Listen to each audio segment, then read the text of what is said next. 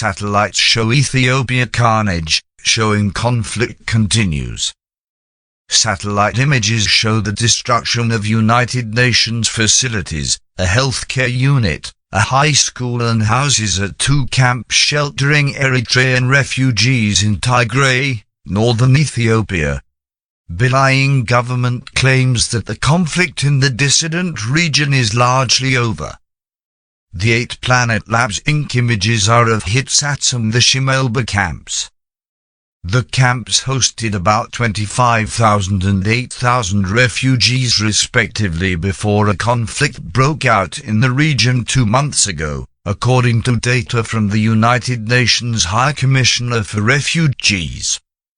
Recent satellite imagery indicates that structures in both camps are being intentionally targeted, says Isaac Baker, an analyst at DX Open Network, a UK-based human security research and analysis non-profit. The systematic and widespread fires are consistent with an intentional campaign to deny the use of the camp. DX Open Network has been following the conflict and analyzing satellite image data since November the 7th. 3 days after Ethiopian Prime Minister Abiy Ahmed declared war against her dissident group in the Tigray region. Ethiopia's government announced victory against the dissidents on November the 28th after federal forces captured the regional capital of Mekelle. Abiy spoke of the need to rebuild and return normalcy to Tigray at the time. Calls and messages to Redwan Hussein, spokesman for the government's emergency task force on Tigray, and the Prime Minister Abiy Ahmed spokeswoman Bilan Siam were not answered. In Shemelba, images show scorched earth from apparent attacks in January.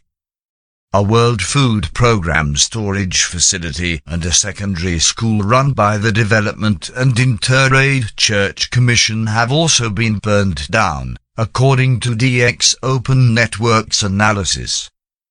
In addition, a health facility run by the Ethiopian Agency for Refugees and Returnees Affairs situated next to the WFP compound was also attacked between January the 5th and January the 8th. In Hitsats camp, about 30 kilometers (19 miles) away, there were at least 14 actively burning structures and 55 others were damaged or destroyed by January the 5th. There were new fires by January the 8th. According to DX Open Network's analysis, the UN Refugee Agency has not had access to the camp since fighting started in early November, according to Chris Meltzer, a communications officer for the agency. UNHCR has been able to reach its 2 other camps, Marani and Adi Harush, which are to the south, he said. We also have no reliable, first-hand information about the situation in the camps or the well-being of the refugees, Meltzer said in reference to Hitsats and Shemelba. Eritrean troops have also been involved in the fighting and are accused of looting businesses and abducting refugees, according to aid workers and diplomats briefed on the situation.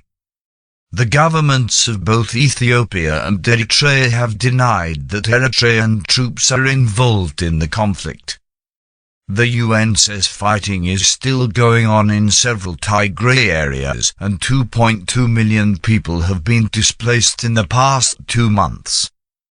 Access to the region for journalists and independent analysts remains constrained, making it difficult to verify events.